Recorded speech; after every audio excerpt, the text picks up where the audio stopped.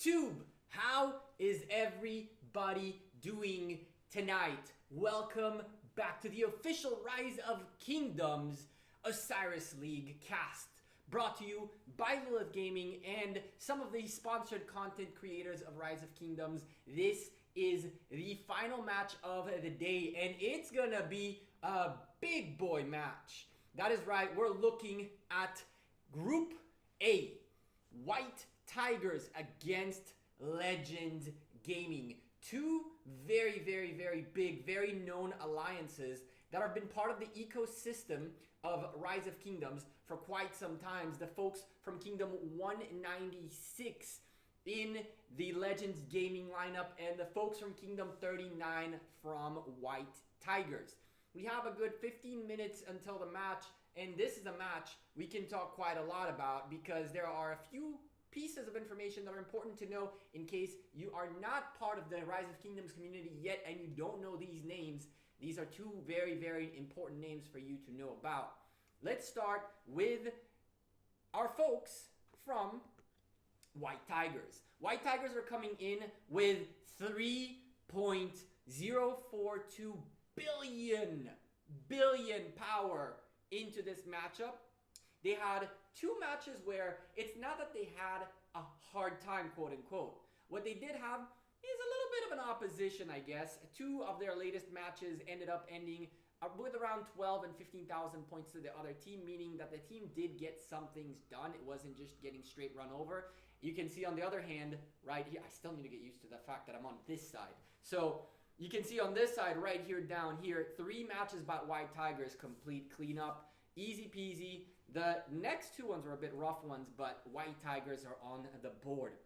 The folks from White Tigers include 2 of the top 5 biggest players in the game, Solomar and King of Armenia, and of course one of our own, Chisco Gaming. That is right, he will be on the battlefield instead of casting this match, and in his place, another one of our amazing content creators, a great guy that I love casting with today, and that is none other than Dragothian, who'll be joining us momentarily once the match starts to take the lead on the casting department and show us exactly what this match is all about. On top of all this, White Tigers is the alliance that is the closest one in the fight for power against JWM. They were the ones who reached level 30, gift level 30 first, and beating JWM by a few days. They also every now and then fluctuate going up and down, and really those two are the two alliances that as a one single alliance hold a good amount of power. Again, with both Solomar, the biggest player in the game, and King of Armenia in there. King of Armenia doing massive work during a Lost Kingdom. That's going to be one important factor that we have to keep in mind. The guys, both Legends Gaming as well as White Tigers, had a very rough Lost Kingdom.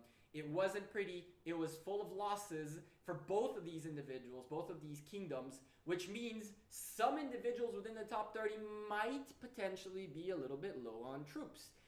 I don't know if that'll be the case for the Tigers as they come in with probably the most power we've seen all day, 3 billion power deep. And so I'm assuming their tier 5 lineup is very well equipped and ready to roll.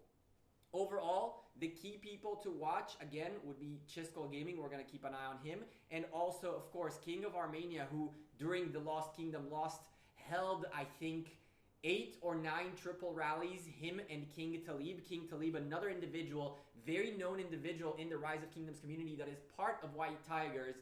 He is the biggest player to have ever been zeroed, but it wasn't against his will per se. He instantly popped back up and then got zeroed again, but he was online and just watching the rallies hit.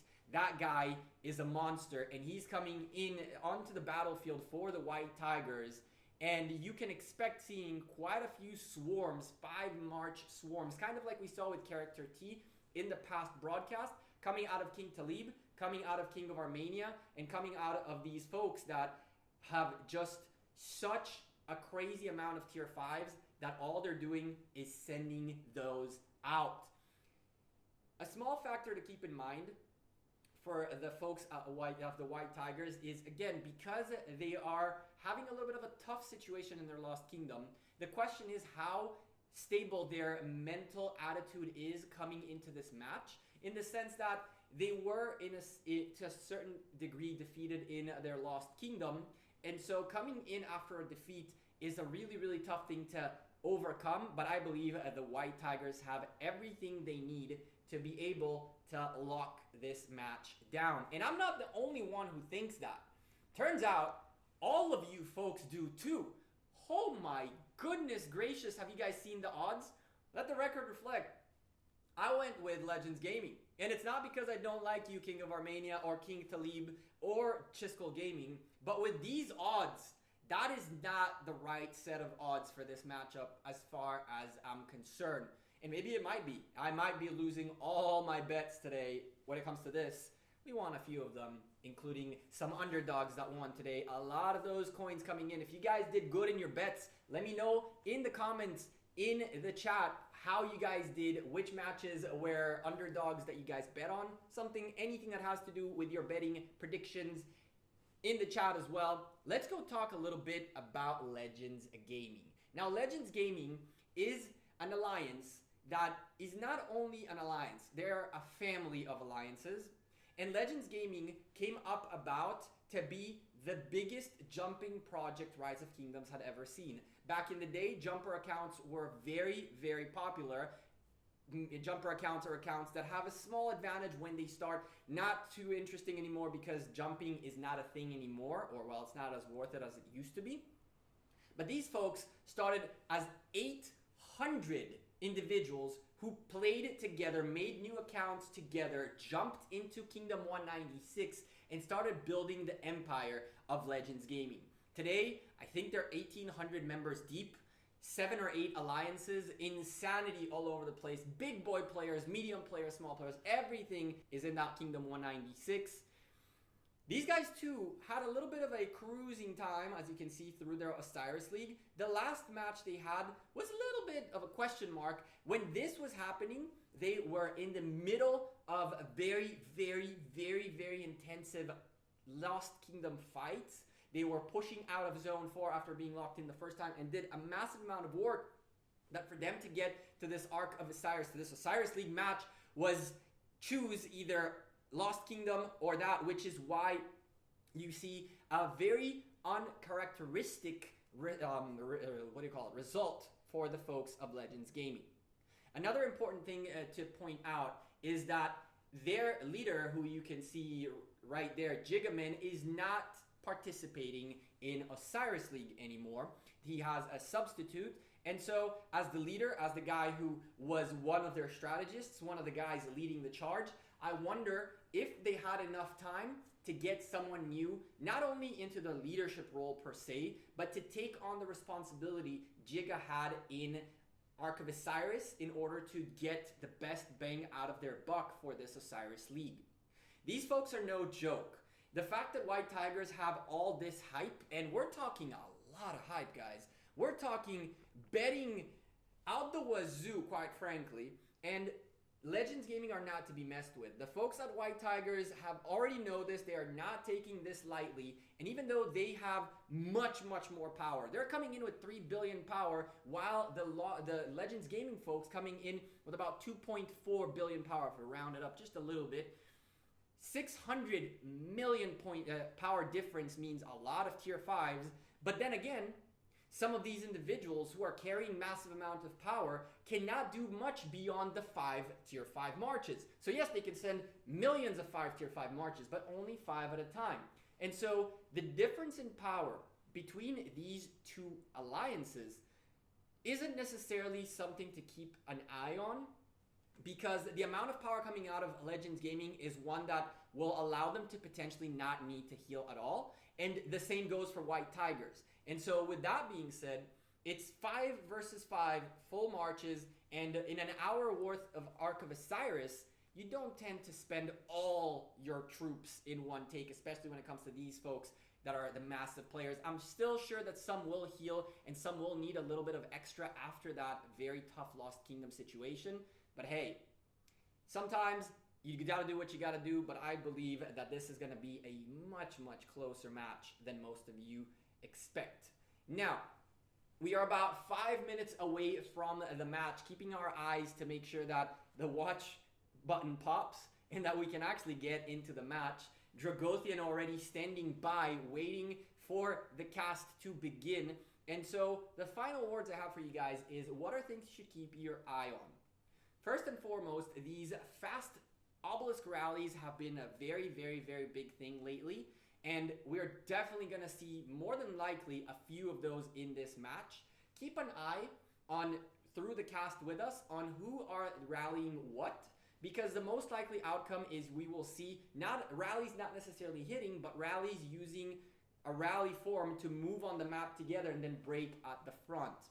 Another thing to keep an eye on is, how do these teams decide to split up their forces? We all know there is the basic strategy, top, middle, bottom, Alpha, Bravo, Charlie, whatever you want to call it. People divide into 3 teams and take care of sides of the map. But when it comes to this level of gameplay, these kinds of basic setups might not be enough. You might start noticing how people start transitioning, and we're going to try to point out individuals who, just like in the last matchup, started by rallying at the top and then towards the middle of the match moved to rallying at the bottom. That's adapting the strategy. We're going to be seeing quite a lot of adapting the strategy. I can tell you one more thing that you should know about both these teams. First and foremost, Legends Gaming are no suckers. They are doing their homework. They have been doing their homework like most of these big alliances. They have the footage. They have watched their opposition. They've watched previous casts by myself, Dragothian, Chiskel, and so forth and so on. Major content out there for Osiris, Ark of Osiris, and Osiris League. And so these folks have done their homework, and they're coming in with counter strats as well as their own strats. There are going to be a few hidden strategies that we are going to slowly and steadily start noticing. I'd urge you to keep your eye on obelisks and on rally timings, because we're going to start seeing a few of these creative plays that these individuals came up with. And this is one of the most fantastic matchups for us to see this, because this is truly a clash of 2 very, very big boys. And so 3 minutes before the cast begins, we're looking at T-minus 3 minutes.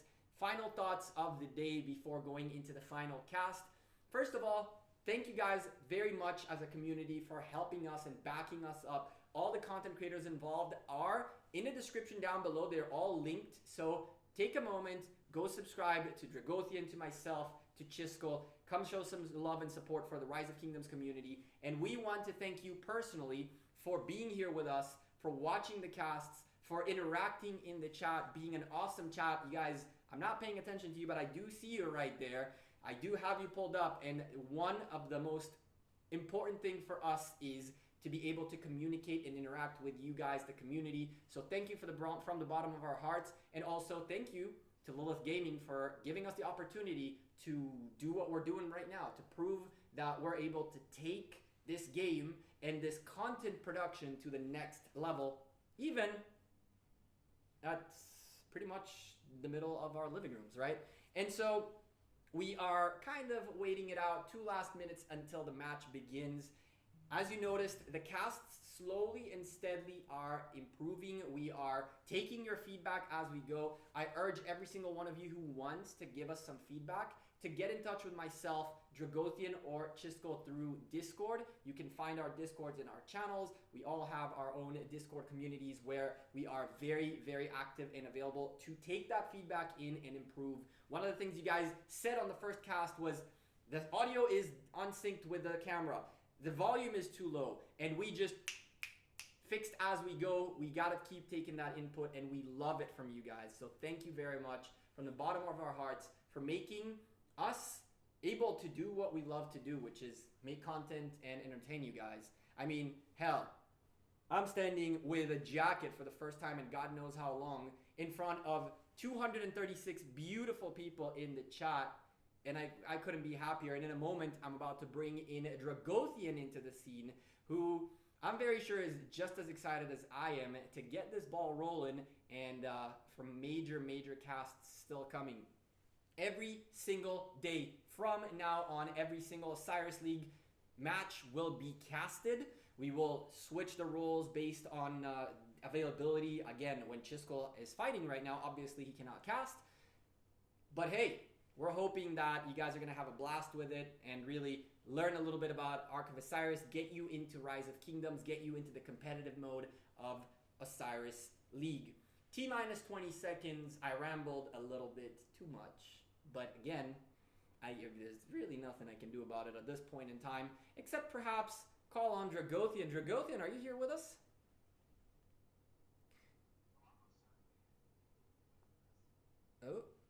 Oh, there you are. Hello? Yeah, can you hear me? Yes, sir. All Yes, you couldn't right. keep me away So from this. it I'm definitely seems here. like we are what, a few seconds already into this. Let's go take a look and make sure we can get into the match. And if we can, which we couldn't earlier today, we can. And so I am going to send it over to Dragothian to start off this match. And hopefully we get a very close, fun matchup.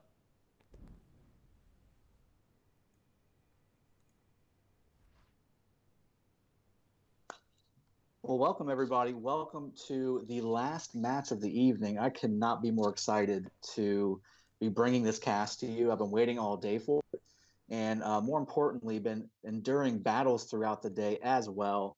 It has been an amazing up, down, and sideways day of fun and fighting. If you look at the matches that have already occurred this earlier in the day, wow, we've got some upsets. We've got some really tight nail biters. And then we've also got some blowouts. So it's a little bit of everything. This is the top 32 alliances in the game, folks. That's why the playoffs is so critical.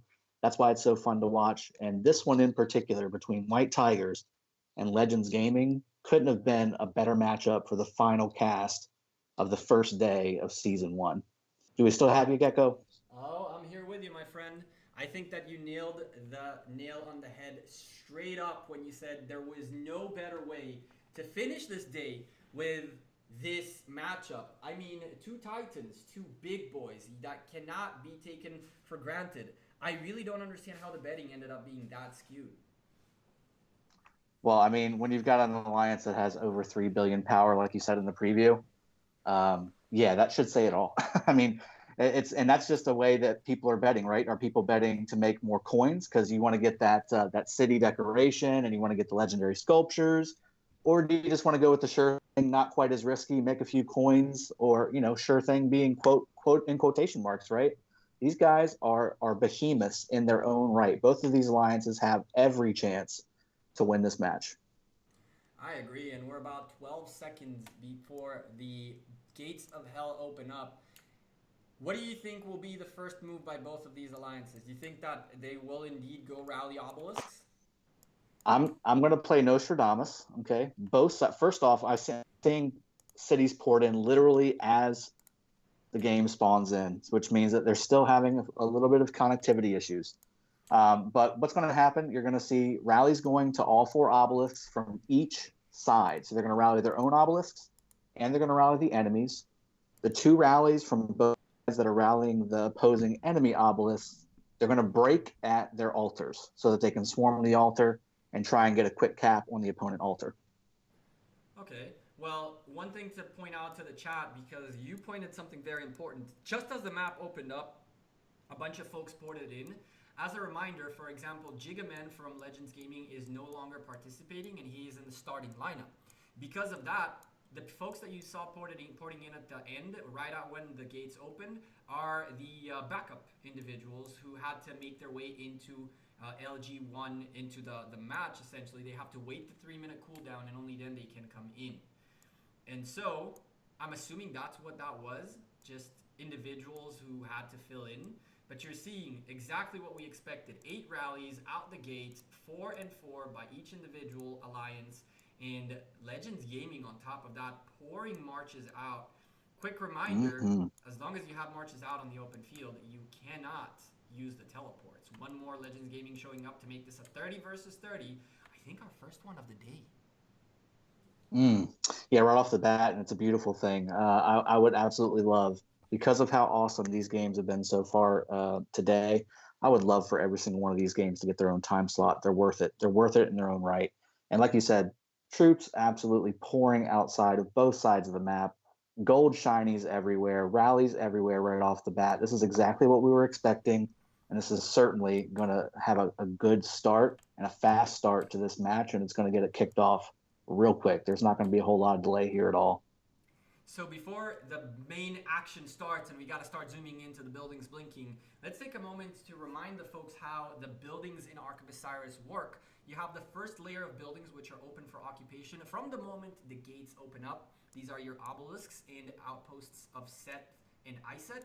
The goal of obelisks is to be able to, once you have them secured, teleport away from the initial zone all the way out to the obelisks, so you are placed closer to the field of combat. And then at the 52nd minute, the rest of the buildings open up for occupation, shrines and altars, and that is where the main juice in the points per minute game is. This is a points per minute game mode, and so what really matters here is not how many kills you had, but how many points were you able to accumulate as an alliance. And within 2 minutes, the big boy buildings are going to open up, and all hell is slowly going to break loose. Man, you couldn't have said it much better. If you look at the middle of the map, what's white right now, very quickly, you're going to see how this game is going to start out and play out right from the beginning.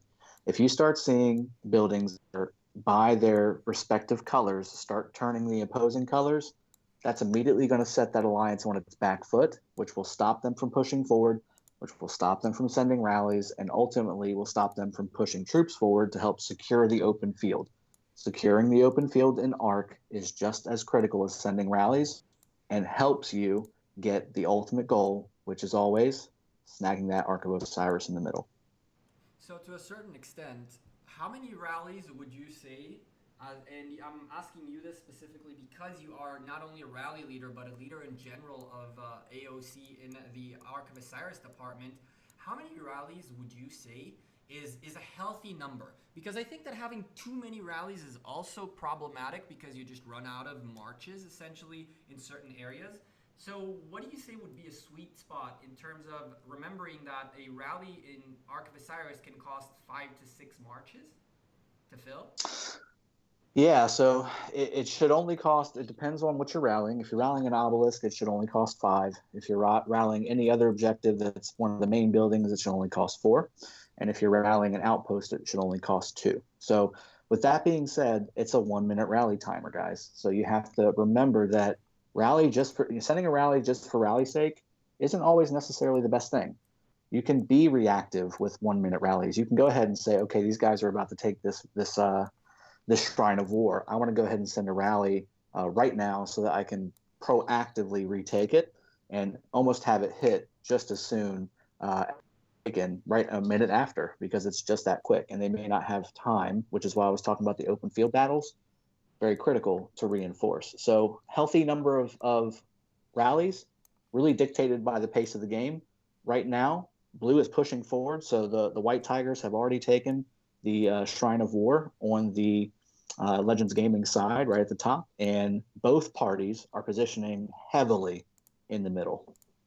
So one of the things that I've noticed, first and foremost, King Camps are about to take this sky altar. There you go, perfect. One of the things we talked about in the pregame is keep your eye on rallies dismantling. One of the things that people have been doing very recently is, why would you march by yourself if you can march as a group? And so take less damage as an individual as well as do more damage as a group in case you get swarmed on the open field while marching. And so none of the obelisk rallies hit the obelisks. We had 8 rallies early on, and other than the rallies to their own obelisk to secure it, the enemy rallies were completely forgotten. These rallies stopped halfway and placed themselves in the open field. And White Tigers apparently did it the best because they were able to position themselves that they have to have the Shrine of War. And it's not that there's only one march in here. Look at the swarm on this Shrine of War on the top side. Red team, Legends Gaming, lots of tier 5 swarming this thing, and it's holding. It won't hold forever, but the fact that it's holding this long means that rally towards the obelisk you know where it went. Yeah, absolutely. And if you see the swarm, I think the swarm is going to take out that Shrine of War, but at what cost, right? All those, almost every single one of those armies is either going to need to go back and get refilled, or go forward half health and be a lot less effective. And if you see at the very same time, White Tigers was able to defend their desert altar just to the northwest, the same principle was applied. So they were able to go ahead and break their rally, but the execution on the Legends Gaming side was a little off. The reason I say that, they sent infantry. Infantry is an absolute monster in a rally. If you're trying to swarm a structure, though, you simply just don't have enough damage. You need to bring nukers when you do those types of strategies, whenever you send a rally at the beginning and break it at a structure so that you can ninja grab it, so to speak. If you're sending infantry and you do that, one, it's a little bit slower to get there, and two, you're just going to put out the damage that you need, especially if, like White Tigers had, a properly defended desert altar. So they had to end up abandoning that part, coming back. It looks like they did take that Shrine of War, but again, at what cost? And now they're on the back foot when it comes to the timer to start generating those points that will, I guarantee you, be crucial to this match. So chat in here is going crazy about my sound. Thank you very much, chat. I appreciate you guys. I appreciate you guys commenting and letting me know. Some of you getting very upset that we're not paying attention to chat. Remember that there is a whole arc in front of us, and yeah, thank you for the feedback though. Let me know if the sound is better now. So let's get back into the action. Shrine of War being contested by Legends Gaming, but look at the swarm around this Shrine of War. The rally is doing the damage, War General doing what he needs to do, and Collar with him doing the swarming on that building. But tit for tat, what we're seeing is 2 altars being rallied by White Tigers and 2 shrines being rallied by Legends Gaming. So if you do an even trade between the two, the big winners will clearly be White Tigers, who are currently focusing on the biggest, most important buildings in the game, the altars, which give 150 points per minute, a cumulative of 600 points total on the map, and that's out of 1,180 points. More than half come from 4 altar buildings. Yeah, and I'm just looking at all these different rallies that are happening. You can tell who's winning the field battles. If you look at the Shrine of War, on the bottom side, the White Tiger side, they just swarmed a rally. And as you can see, it is loaded with blue marches. It's loaded with White Tigers. Chiskel's actually in there as well, so good job, Chiskel.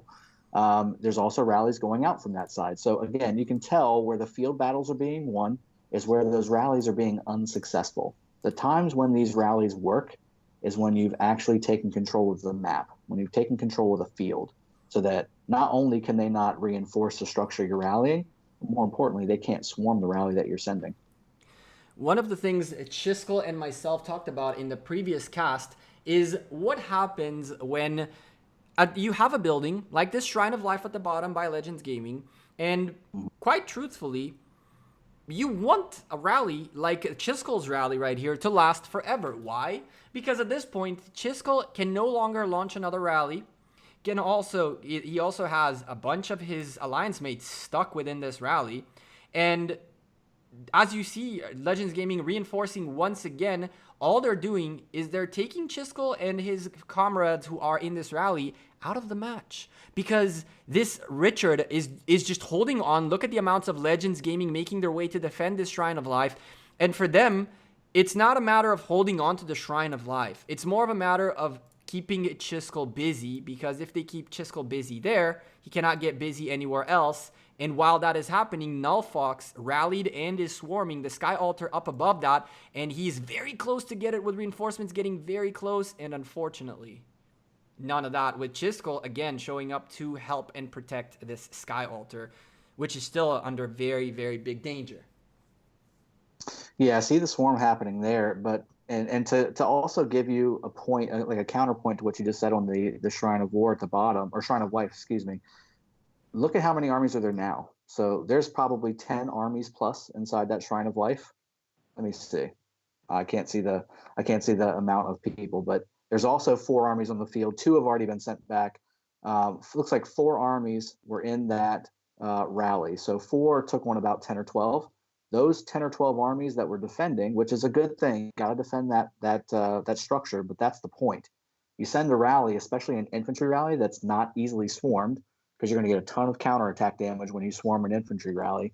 And then more importantly, it just takes a ton of time to drop. Those armies can then not move forward. And like you just went to up at the Sky Altar, if they would have had those 4 other armies that went to take out that Shrine of Life, they would have already taken the Sky Altar. But because Chiskul's army and Chiskul's rally held them down at that Shrine of Life, now White Tigers has enough time to reinforce with more armies coming in behind. And this rally and these 2 swarming armies from Legends Gaming are more than likely going to be unsuccessful.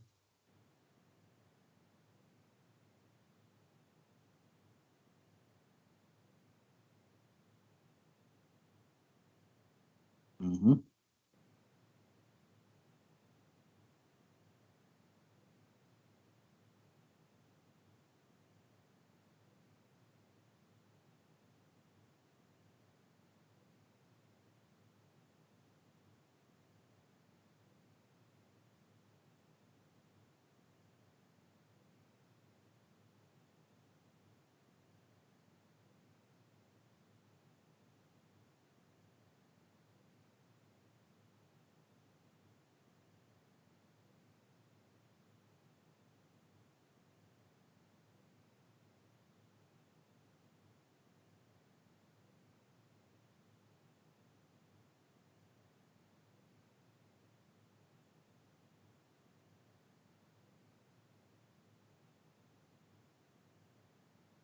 Okay, so just to let you know, it looks like we might have some audio issues on the stream, but the middle. Oh, my mic died.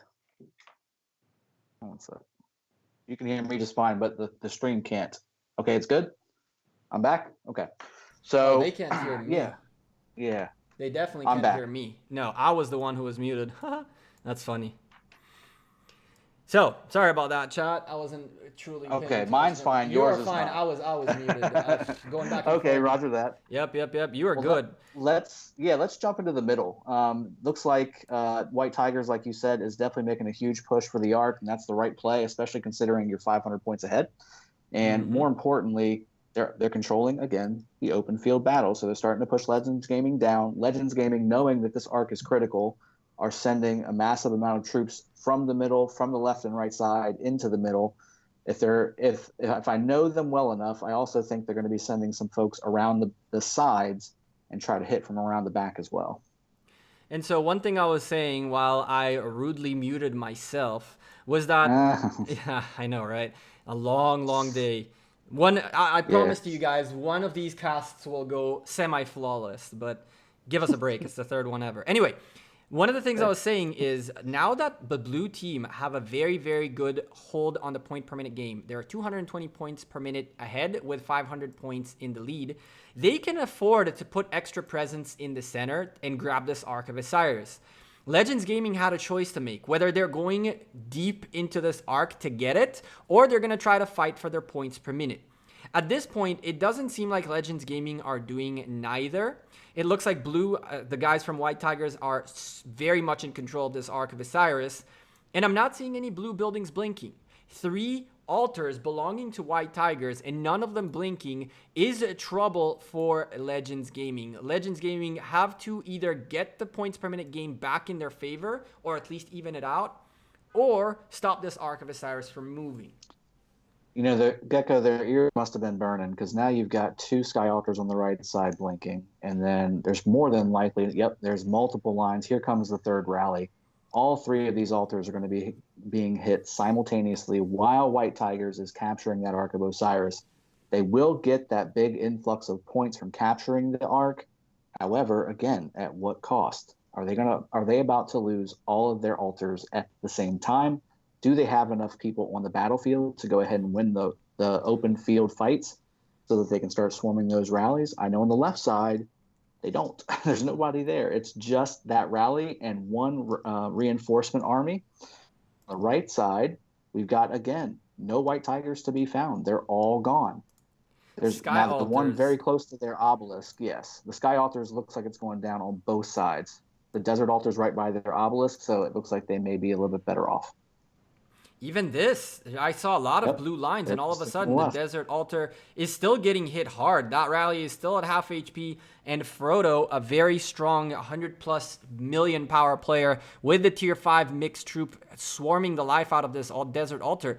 Even this Desert Altar can go down. 3,000 points in the favor of the blue team, but heck, they just went from being 220 points up in the points per minute game down to being down 80 points per minute, which is not that significant yet. But once Legends Gaming lock in the 2 altars that they just picked up away from White Tigers, that's going to be an extra 300 points in their favor. And even now, they're up to 160 points per minute in favor of the red team. So blue went for the sacrifice, but look at how the map just went red. It just flipped. It absolutely just flipped. And there's rallies going everywhere still. Legends does not look like they're backing off. The Shrine of War on the top left side, that's currently owned by Gaming, is about to drop in favor of White Tigers. It just did. And then look at all the other things that are blinking right now, and that's going to be for the red team. So now that the Tigers have caught the Ark of Osiris in their favor, now they're going to start on the offensive, and now they're going to start being the ones sending rallies. And when I say rallies, I really mean, if you look at that Desert Altar, swarm the crap out of objectives. So that's what they did right there. They took that Desert Altar right back. Now they're working on the Shrine of War just to the south. However, this one's going to go down because it was just a rally and there was no reinforcement. So that Shrine of War for Legends Gaming on their own territory will stay in their hands. Desert Altar looks to be about the same. So now we're back to even. Everybody's going to calm down a little bit. I think Legends will still get a few more points per minute on the minute game. But overall, I think that was a win for the White Tigers as far as giving up a little bit to gain a big chunk.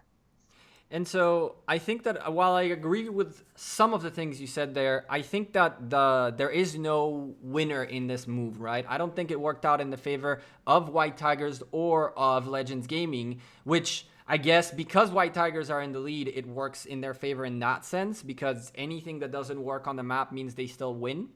They're still way behind in the points per minute game, and even though they did take a Shrine of Desert Altar back, we talked in the past couple of casts about the fact that sometimes you don't take a building to hold on to the building. You take a building to stop the other team from gaining points. And it was very clear that for Legends Gaming, only having 2 marches in the Desert Altar means that they were not prioritizing that altar, but all they did was straight up take it away from the White Tigers to be able to just slow down their progress. And look at the points per minute game. 380 points in the favor of Legends Gaming. And even more, 530 points per minute. That Ark of Osiris in 6 minutes is obsolete. And so now the real question is, how do White Tigers stop red team Legends Gaming from closing that 3,000 point gap, which is closing every single second? Yeah, there's no doubt about it. They're going to be in a pickle here very shortly. And more importantly, they're going to need to, now that they've really committed to having the Ark be their chunk points that they're going to get throughout the match, because they are committing. If you look at the middle, there's no red teams. There's very little red teams at the actual Ark. Now south, there's doing some serious open field battling, but there's just multiple armies just sitting there, just sitting at the temple, waiting for the Ark to spawn again. It's in 4.5 minutes. That's where they're putting their points at. So they're, to me, if I was in their shoes, which I was earlier today, their objective is to make sure they're sending out as many rallies as possible to, just like you said, keep Legends off the back foot, cap a few buildings, make sure that we have as much as we possibly can, maintain Ark superiority when it comes to having people on the field ready to grab it, keep them away from the middle. And that's what they're doing right now. While I don't know whether or not I'm a fan of that kind of a mentality when it comes to Ark of Osiris. Not because, of course, the Ark is very important, but within 2 minutes, a red team can really say, all right, 2 minutes remaining for Ark of Osiris, everybody gear up. And so these folks from the blue team sitting out here and just trying to hold on to the center, to an extent, are potentially missing marches in rallies, are potentially missing marches in defending buildings. And yes, if you do get the big chunks of points from Ark of Osiris, fantastic. But the first arc delivery wasn't easy peasy for the folks in blue. If red team can continually make sure that the blue team does not get 4 arcs of Osiris, if they can drop them down to 3 arcs of Osiris through the match, that's 4,500 points less that the blue team will be earning. And it will be a huge factor because at this point, 2.3k points between the two teams means that provisions come into play again. And we know that Chisco's opinion on provisions is that they are a bit less important, but if they don't keep an eye and make sure that they have a strong lead through time, boy, oh boy, provisions might come back to bite them in the butt because the points per minute game has been all red for a very long time. 34 minutes remaining in the match. Yeah, we're almost at the halfway point, and we look at the score; it's very tight. 1,200 points, 2,200 points is really not that much of a difference. When you're talking about the grand scheme of things, that's a couple minutes with a good, solid building structure advantage, or more importantly, that's just one arc capture. And like you just said, from a provisioning standpoint, probably a couple rounds of provisioning throughout the match would take care of that, no questions asked. So this game is very much up in the air. It's back kind of to even. Looks like both teams, for the most part, have 2 altars, 2 shrines, 2 obelisks, and 3 outposts. So they're still flashing stuff. They're still flashing objectives on the map, as it will be for the rest of that 34 minutes. That being said, this is exactly what we were looking for, right? When we first started this match off, nonstop action, every single point on the map. There's battles going on. There's rallies getting sent off, rallies getting hit, rallies hitting, and all kinds of things going all over the place. Absolute mayhem. Chat, we would like to, of course, involve you guys in this cast in some shape or form. So in a moment, we'll be putting a poll in the chat for you guys to let us know who you think will win this match. Just a quick straw poll if you feel like participating in the cast. Cast your vote and let's see who is the favorite of the people, even though the bets definitely show it. But hey, you never know. Red team swarming this desert altar for quite some time is a really ironic scene because I think 5 minutes ago I was criticizing Legends Gaming for going after altars, for going after shrines while White Tigers are going after altars. And now Legends Gaming are going after altars and White Tigers going after Shrine of Life. It wasn't successful. It's not blinking anymore, but it seems like the timing is working out really, really, really awkwardly to where neither team managed to synchronize what the other team is trying to do yet. So they're doing this back and forth. This time I go for altars, you go for shrines. Next time I go for shrines, you go for altars. Once one of these teams says, okay, we have recognized this pattern, we're going to go out for the altars and we're going to hold on to shrines now for dear life. If they manage to break either team manages to break this pattern and take 2 wins instead of like a 1-1 win, that can be a huge turn of events, and it looks like Legends Gaming are headed that way. This Desert Altar, if it falls, it's a double win for Legends as they held onto their Shrine of Life and potentially taking this Desert Altar. Yeah, this one's going to be a critical one. I think that's why you see so many armies just straight swarming this Desert Altar.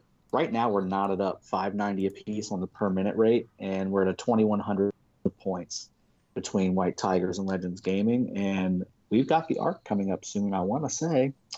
It sure is. It just popped, and look who's got it. White Tigers and the free open clearing. They need to move and move in a fast way. You've got a bunch of armies led by very fast Cavs. You've also got a Saladin and a Mina coming right up behind him. There are multiple armies sitting there not doing anything. Look at the red coming in. This is exactly what we were talking about. Carrying the arc takes time. If Steve-O, who is the closest guy, I think it's Steve-O, no, J-Man is the closest guy to this arc. The moment that arc drops, it leaves space for all this red to come in and start cleaning out blue. This can be a huge problem. We're looking at the map. Everything is blinking. I'm seeing 4 red buildings blinking, 2 blue buildings blinking, and madness ensuing in the center. The folks at blue right now are going to try, if you ask me, are going to have to try to do the less recommended thing to do in Ark of Osiris, which is what Divus is doing right now. Keep moving the Ark to your side. Yes, usually we recommend to clear out the open field before you pick up the Ark, as the Ark has massive debuffs. when you carry it, such as slow you down and you take double the damage. But when you are in this situation where clearing the open field is not an option, the best thing this individual can do right now is to keep moving the arc closer and closer to blue buildings. One, because it'll delay the red team's ability to return the Ark of Osiris. And B, because if you keep doing it and keep losing more and more marches, you will eventually get to a building. And so, yeah, that's what they seem to be doing. Absolutely. What's that great quote from Vince Lombardi? Keep matriculating the ball forward. That's exactly what the White Tigers is doing right now, just one after another. We just need to take a few minutes time and get this arc over to one of our buildings, and hopefully by the time we get there, it's not flashing or already red. That's the other problem that they may run into, because as you can see, there is an absolute swarm of red armies coming from the south, and there's not a whole lot of blue there to stop them. The real question is whether red would have even the I guess, how would you say it?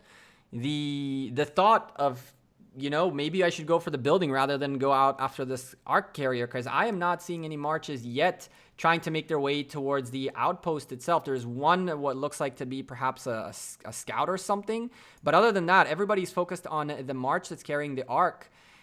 The thing that's really interesting is that while all this madness is going on, blue team, the White Tigers, are about to get a double win. Why? They're, first of all, moving the Ark of Osiris very well. 2 more marches, and that Ark should be where it needs to be. But on top of that, they took the point per minute game back in their favor. That is right. 3 altars in their favor, and just 70 points more for them. Still stops the red team from gaining and closing the gap, which is really all they're trying to do. Yeah, and they're about to capture another desert altar at the bottom as well, which is also being attacked by Legends Gaming. So there's so many movements happening on this map right now. This is definitely not a one-spot event, and certainly not a one-spot map. Every piece of this map is very critical. And while the fun thing to watch, right, is where that arc's at right now, so many armies in the open field just slaughtering each other, so much to look at and so much to have fun with. If you look at the other pieces of the map, where the desert altars are, where the shrines of life are, when you zoom out, you see all those battle symbols, the red circles with the white swords crossed. That's, if one of those things doesn't happen, it triggers a ripple effect through the whole match that could have won or lost a match, especially one this tight.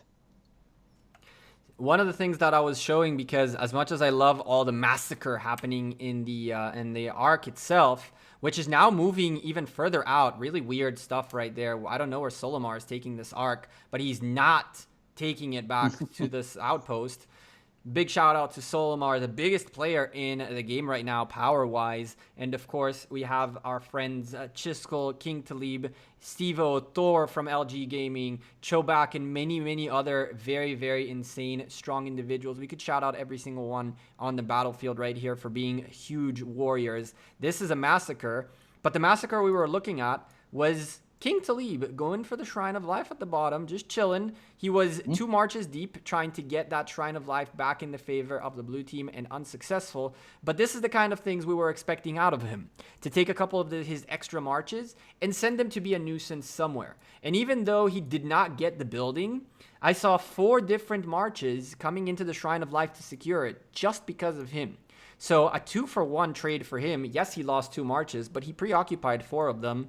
Sounds like a good trade to me. And yet again, 3 altars are red. 3 points per minute are red again. And even though, and now red even hold on to the Ark of Osiris, dear Lord. Wow. Yeah, this is, and the longer, you look at this, the longer this arc remains uncaptured, the worse the strategy becomes for White Tigers, because now they're going to need not only to capture this arc, probably one more, but they're also going to have to focus a significant amount of their troops on these structures, because they're losing the point per minute game. The arc rotation is now behind one, so there's probably not going to be time for a 4th arc, because this one has taken so long to capture. It's going to be incumbent upon White Tigers, even though they're in the lead right now, to actually take that other arc, because without these arc captures, they're actually going to be right tied up with Legends Gaming. And Legends Gaming, like you said, has 3 altars right now, which are the biggest points per minute structure in the game. They also have their Shrine of War, they've got their Shrine of Life, and they're also attacking a 4th. So, chat, we have posted for you guys the straw poll. We are 25 minutes away from the end of this match. We're going to give you guys a nice 10 minutes to cast your vote. So go ahead and cast your vote. Who do you guys think will win? I want to see. We have 1,700 awesome governors watching our cast right now as Legends Gaming and White Tigers go at it. I see an Edward on the open field, which makes me very happy. I haven't seen, this is the second Edward of the day. It encourages me that there is a future. And the same can be said about, look at the, I need to stop, sorry. Look at the commanders in this madness next to the Ark of Osiris. We're seeing the same recurring theme, right? We're seeing Alexanders, we're seeing Richards, we're seeing, what's his face? Genghis Khans, and a bunch of leadership commanders. How did this happen? I see a lot of Alexes, and you know why you see a lot of Alexes and a lot of leadership commanders? It's because the teams are targeting the Genghises, they're targeting the Minas, they're targeting the YSGs, they're targeting all of the heavy nuking commander troops right away, because the less damage your opponent has on the field, the more damage you can do in the long run. That's the way that these types of alliances that are in the top tier, the top 32 alliances, and then those that are after them, of course, that's the way you open field battle properly. You take all 5 of your armies, you throw them against one target, and then you cause as much damage as physically possible to that target, and make sure that thing goes down. And always, always, always, first priority is YSG. It's Genghis. It's Edward. It's Minamoto. It's Saladin. That's why you see all these Scipios and Barcas and Juliuses and infantry commanders, because those are the ones that take longer to take down, but they also don't do as much damage. So they're going to be the tertiary targets that you're going to attack. Unfortunately for Legends Gaming, though, that they're just so close to the White Tiger side that it looks like eventually, White Tigers, I think, will take that arc to the outpost, which is literally a third of a screen away. But again, look how long it's taken. It's almost 10, 12 minutes to get the arc from where it spawned 10, 12 minutes ago to where it's at now. And we talked exactly about this. One of the most important things for the folks of White Tigers right now is, can we limit Legends Gaming from having arcs of Osiris?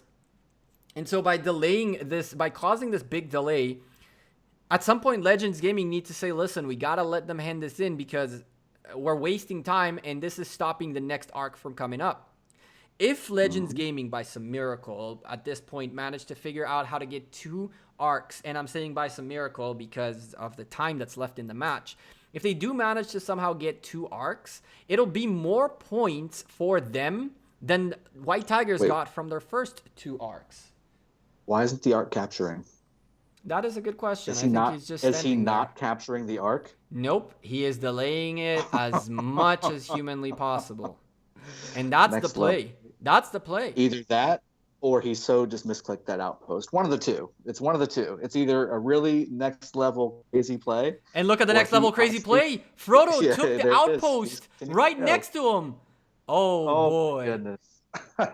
Oh boy, if that arc drops. Yes. Oh my goodness gracious. That could have been very, very problematic. There goes the successful escort of the Ark of Osiris. 8 minutes till the next one means unless Legends again can get this next one and just really quickly get it in, even then, I don't think there's enough time for a 4th arc in this matchup. There's definitely not. There's a 0% chance for that, especially with not only how long it takes to spawn, but just look how long it took for them to actually escort it. They would have to put a significant amount of troops on the battlefield in the middle lane, in the center lane, to make it an easy escort, which again means you're going to start losing quite a bit of buildings. So right now, there's a significant delta between Legends Gaming having 510 points per minute and White Tigers having 330, just coming up from 250. Definitely going to be interesting to see how the delta between those two alliances in the points per minute category is going to close that gap. If, and this is a big if, right? Because they haven't done it yet.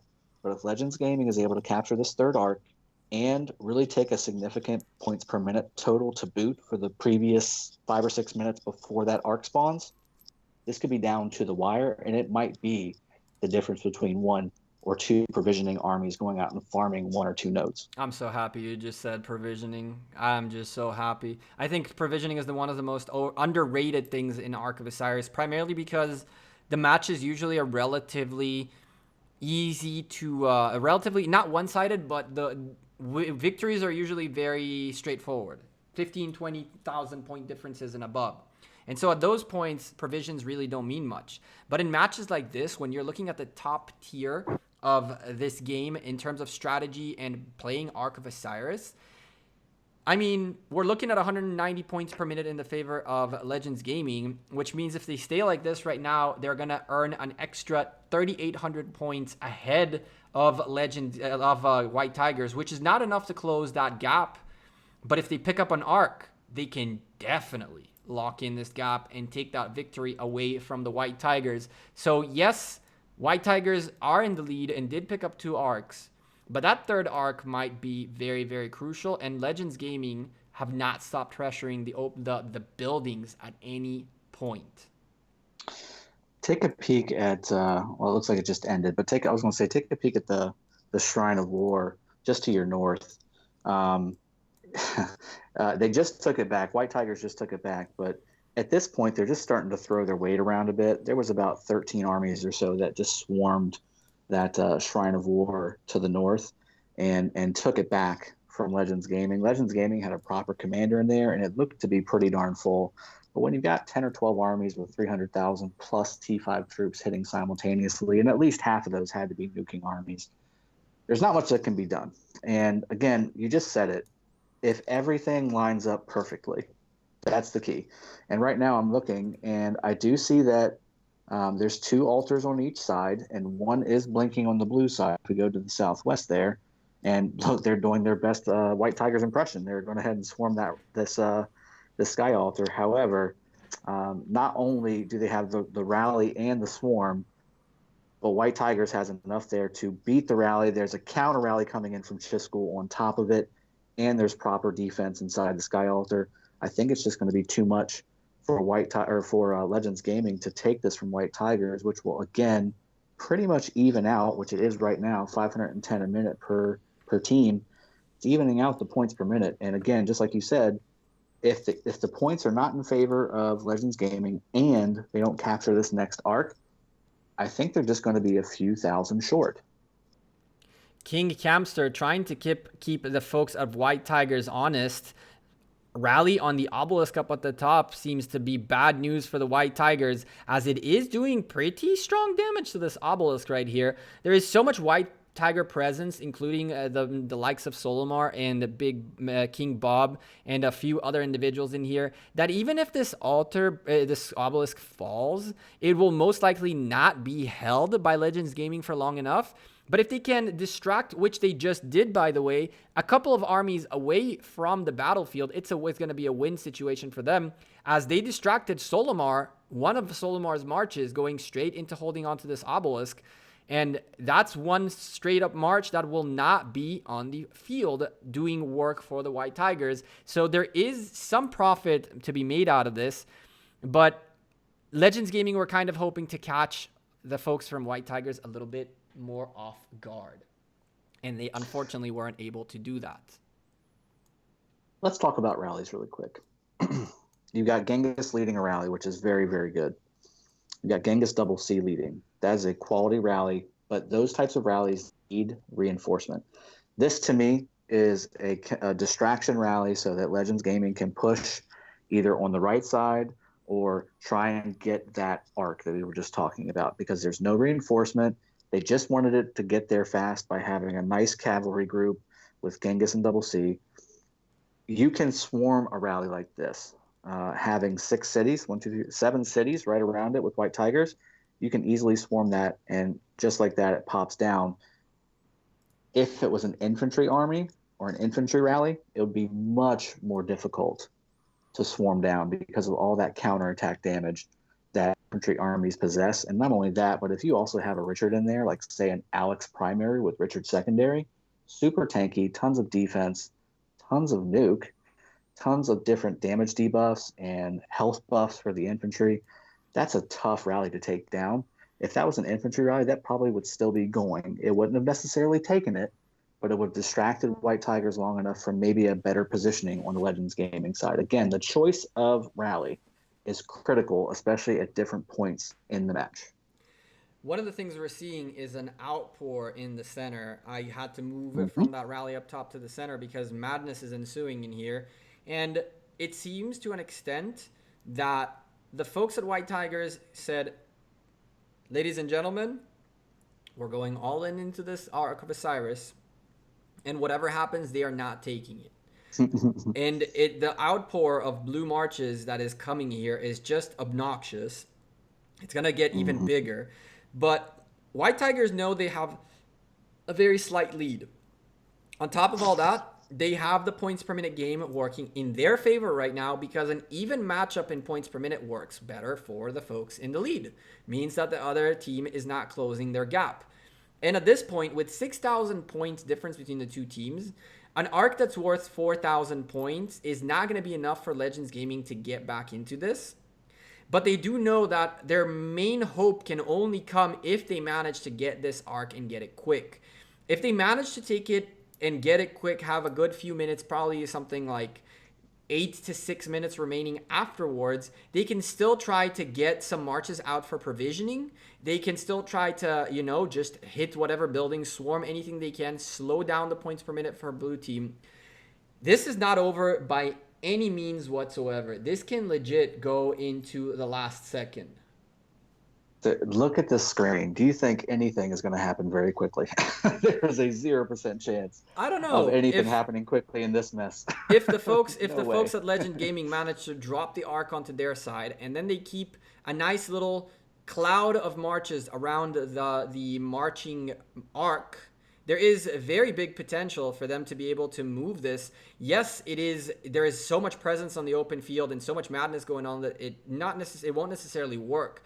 But you really want to make sure that your arc carrier is as protected as possible, not only in terms of clearing the open field, but if you guys keep the arc carrier in a swarm, in a cloud of marches, of friendly marches, it'll be so much more difficult for the other team to click on the correct march to send an attack onto it, that things could have moved a little bit better. But the more my game keeps lagging, the more I realize that it's more wishful thinking than anything. King of Armenia's marches, sad facing back out of here. It means that more marches will make their way out here very soon. This guy is nowhere near tapping out in his troop count, and so aren't all these folks we're seeing again. War General on the open field doing everything that he can. We have NK, the new leader of Legends Gaming, and Night King putting in work. Collar, Cokeman, and many, many others fighting for dear life right now. They know that this arc is everything between winning and losing. But you know what the good news are, Dragothian? Oh, please tell me. Even if they lose this match, they are not out of the competition just yet. This is not a single elimination match. This is a best of 3 in the sense that there is a group of 4 who will play each other, and whoever has the best record, the 2 best alliances with the 2 best records out of the 4 will advance to the playoffs. So taking a loss could be okay. I don't know what happens when a group is tied up in terms of wins and losses. My assumption is perhaps the difference in points will determine who goes up and who goes down.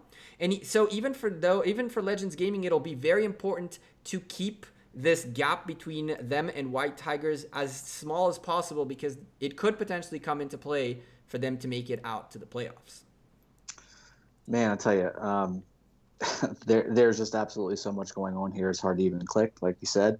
I think, we got 11 minutes left, right? Just by King of Armenia pulling that arc back that far is a winning move. I mean, it's a winning move. They haven't captured it, but they might as well have. So right now, like you said, transitioning over to what does this mean, right?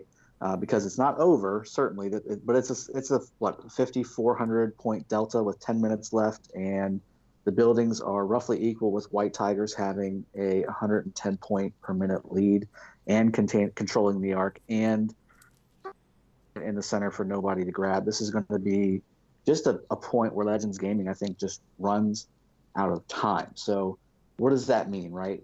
It's not a single elimination match. However, it is the fact that only half the teams in each division move forward. So there's 4 teams in each division, 2 move forward. If you've got a powerhouse like White Tigers in your division, you better be darn sure that you're that second best team. So if you're going to lose to White Tigers, again, being the biggest alliance in the game, clearly, from an Arc to Osiris League perspective, you better be darn sure you do the rest of them. You better be prepared. And it looks like Legends Gaming is. I mean, look how they're doing. Look how they're doing. They're going toe-to-toe. Both teams are fighting with everything they've got. They're sending every army they've got. They're using every speed up they've got. Everything is being thrown in on this match. Look at the arc. The arc is moving. Exactly what we were talking about. When you have a cloud of marches and nobody can click on anything, that's when an arc can sneak out and get the F out of here. And it is. It very much is. The cloud is fighting, and the booster gives no Fs. He doesn't care. He is out of there. And boy, oh boy, this is problematic. One more thing that is important to point out, that I've said this in a couple of Arc of Osiris casts in the past. One of the most important plays, as far as I'm concerned, when it comes to arc capturing, is where does the arc drop? Because the arc is on top of the Arc of Osiris temple. But once someone pulls it off of there, it'll drop either to the left or to the right, to the blue side or to the red side. That right there is a 15-second delay. That is a 15-second delay. If your team is not the one in control of the center, but you are able to get the arc to drop onto your side, you're delaying the other team by a full 15 seconds. And that can be a decisive factor as your fellow teammates start making their way closer and closer to try to battle it out. And as you said, combine that with the fact that King of Armenia took the arc by himself into the blue side and then marched it. Boy, oh boy, Legends Gaming, but they're running with the arc again. Yeah, look at it. This reminds me, so being a father, this reminds me of six-year-olds playing soccer. It's just bunch ball everywhere. Everybody's going for that one item. You can't even see which commanders are on the field at this point. You're just hoping that you're hitting the opponent and not your own teammates, which you obviously can't. But, you get my drift, right? You're just hoping that you're hitting the thing that's got the arc. If you don't, you've lost it. And that arc is going to take off. And just like it has gotten to this point, it's so hard to click on that arc carrier because, one, you don't know who has it. And two, even if you do, who knows if you clicked it right? So then you're tracking something you don't even know. This is going to probably last the rest of the match. This is going to be a 7-minute scrum. I think that Legends Gaming might, by a miracle of God, get this arc in. And pretend, if you ask me, as much as I would like to see this comeback happen, it's going to be a very difficult comeback. But I don't think, in the previous matches we've casted, we had called it in favor of either team at some point in time. And the chat were very awesome to GG with us in the 2 previous casts we did. But at this point, there is no GG just yet. Let's run a quick hypothetical as the booster yet again picks up the Arc of Osiris. If he manages to put it back in, that's a 4,000 point Arc of Osiris. It drops the lead of the White Tiger folks under 2,000 points, about 1,800 points. 1,800 points starts to be a little scary. Yes, the point per minute game is pretty even. 10 points in favor of red is not critical. But 1,800 points is a very, very, very, very, very small margin that can come with a nasty provisions surprise. So the question is, have we even looked around to see if anybody's doing any farming? Nobody's. These guys' DNA, I guarantee you, in these guys' DNA, they don't even know what farming looks like. That's not even a thing that they're in a very good position to talk about. These guys are fighters, as you can tell. You see all the armies; they're right here. They're right in the middle of your screen. That's why there's so much flashing and skills going off, and all kinds of crazy stuff. I think that there are, to an extent, when it comes to White Tigers, I agree with your analysis, but Legends Gaming are not like that at all. I'm seeing a few folks that I know as someone who was in Legends Gaming in the past, that I know for a fact they're out there gathering somewhere. They don't have full 5 marches out here, not because they can't or they don't want to, but because they do know the value of provisions. And of course, with the madness going on in the center, my game crashed. And so, Dragothian, we're about to put you... We're about to put you on the pedestal really quickly. Yeah. And it is time for you to do the good old radio shoutcasting as I get back into the match for the end of it. Yeah, it's absolutely not a problem. I actually, while you were talking, I was just looking at all the undone nodes that are all around both sides of Legends Gaming's obelisks. So they have definitely not been doing any farming. If they have, it's been a very minimal amount. I have not crashed, so I'm just looking at the absolute scrum of bodies and troops and dead troops and wounded troops, wounded back to their cities.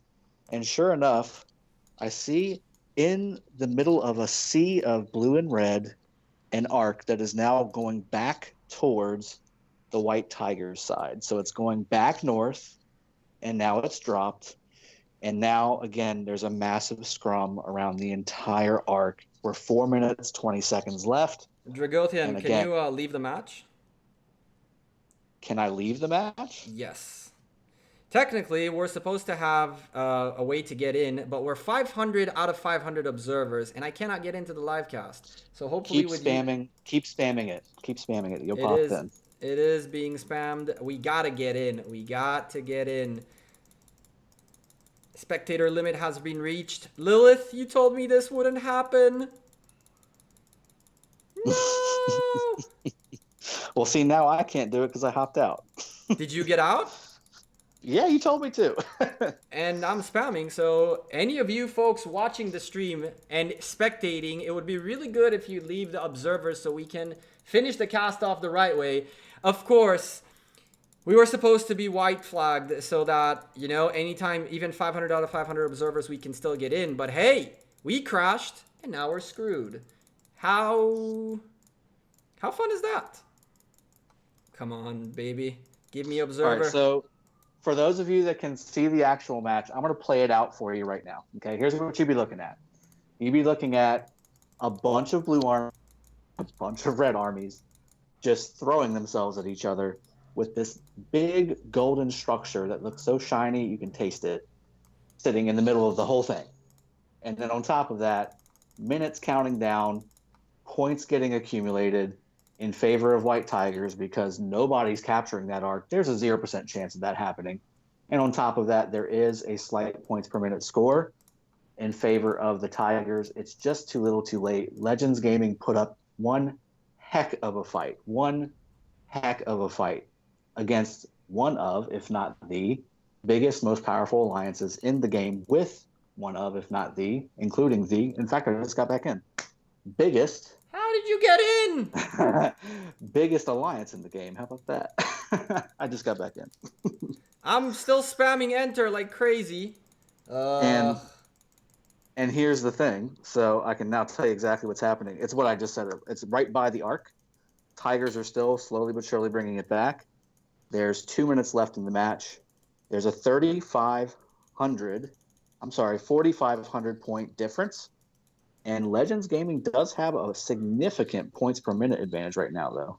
However, I think that's because some of these buildings that they captured got recaptured and are now starting to tick in favor of Tigers. Well, unfortunately, it looks like we're going to be stuck here clicking enter until the end of the match. Ooh, we got in. 1 minute and a half remaining. Woo! Yes, chat. Pogs. Pogs in the chat, my friends. We got this. We are going to spectate the end. Yes. Thumbs up, chat. We got this. You will see what I see. I promise you. In fact, to tell you what. There you go. Goodness gracious. Good dear Lord. What is this? Listen, I'm not going to stay near the cloud, or else we're going to crash again, and it's going to be big L for us all. So I'm going to stay with the arc, but not near like the big craziness that is everything around it. But yeah, keep going. We have 55 seconds remaining, and it looks like White Tigers are going to be very successful in this match. It was very intense and close. I mean, if by some miracle of God LG would have gotten this arc, they could have actually won this. They would have won this. They would have been about 300 points ahead, in theory. Yeah. They definitely focused on some of these structures, but as you can see again now, if you look at the top right, they've taken the structures back on the White Tiger side.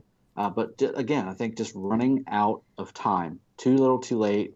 I think what they did was they probably noticing that they were not going to be able to effectively take the arc quickly enough. They decided to really start focusing on the buildings and see if they could get that points per minute game in their favor. And they did for quite some time, but there was just not enough minutes in the game to accrue the points that they needed with 5 seconds left. And with that being said, chat, let's get those GGs in the chat for the folks of Legends Gaming, because today's victory goes to White Tigers. Nullfox leading the charge in individual score, 103,000 points. Let's go take a look at the final stats and see what else we can get into. Oh my goodness gracious, units healed in red, Batman. 8.4 million units healed by the Legends Gaming crew goes to show the narrative I was talking about when the match started, which was the folks of Legends had a very, very, very tough Lost Kingdom war against two very big kingdoms.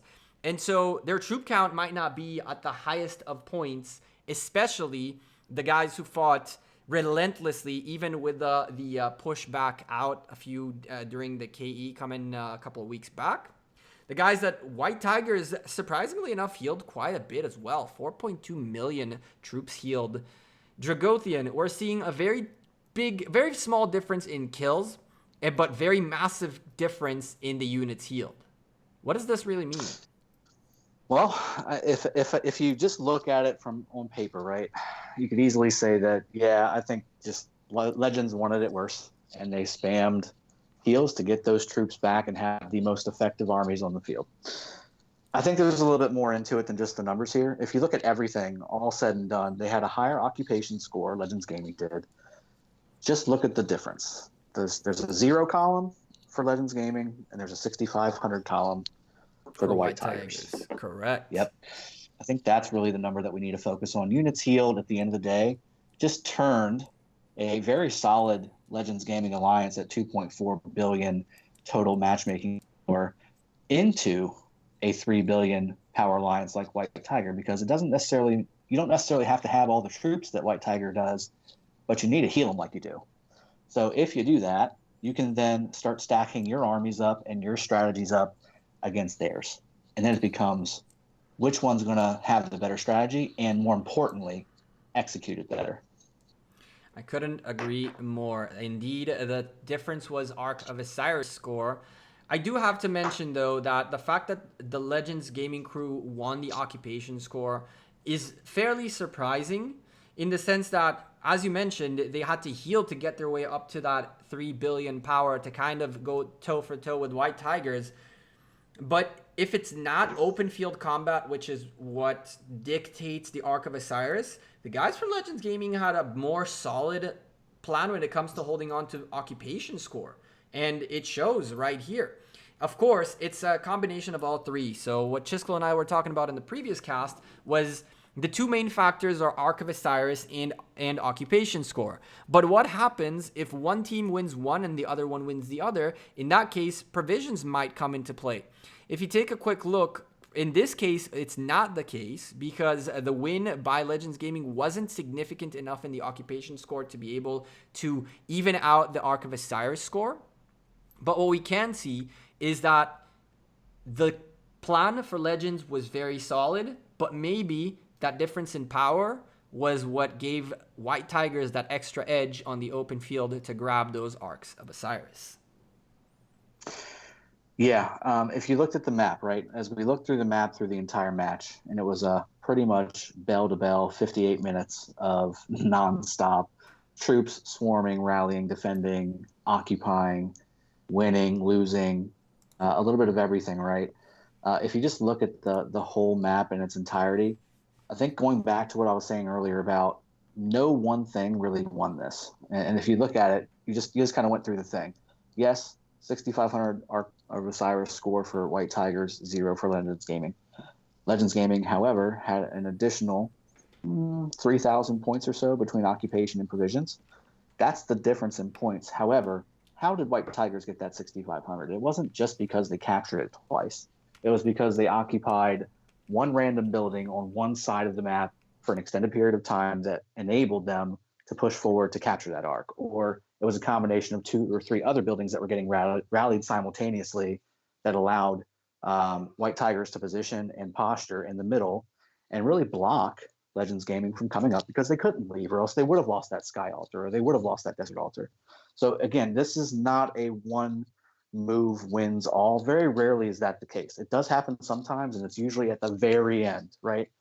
In this case, it was just nonstop action, bell to bell, that caused this victory to happen in favor of White Tigers. I mean, I really couldn't have said that any better. Any other final closing words from you, my friend, before we head back into the hosting desk for a final goodbye for the day? No, that's it. I absolutely enjoyed today, and I'm looking forward to seeing our post set up. And guys, I really appreciate you all joining and supporting us as we continue to roll this out for you all. We've been very excited to bring this to you over the last few weeks, and wow, what a day it's been, up, down, and sideways for sure. But a match to finish off the day like this, wow, this is exactly what we were looking for, and certainly a good way to cap the evening off. I, again, couldn't have said that any better myself. We peaked, I think, with the most live stream viewers Rise of Kingdoms has ever had so far. We almost hit 2,000 viewers, which was really, really, really awesome. Dragothian, again, thank you very much for co-casting, being the lead caster of this match. Let's go back to the little studio setup for some closing thoughts. And yeah, what else is left to say? Good game. Yeah, sounds good to me too. You kick us off whenever you're ready.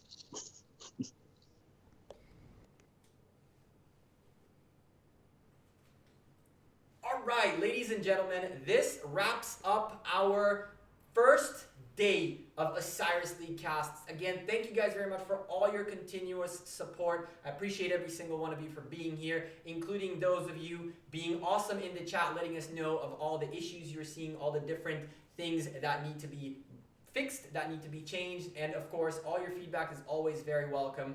Thank you again to Dragothian as well as Chiskel Gaming for an awesome day of casting.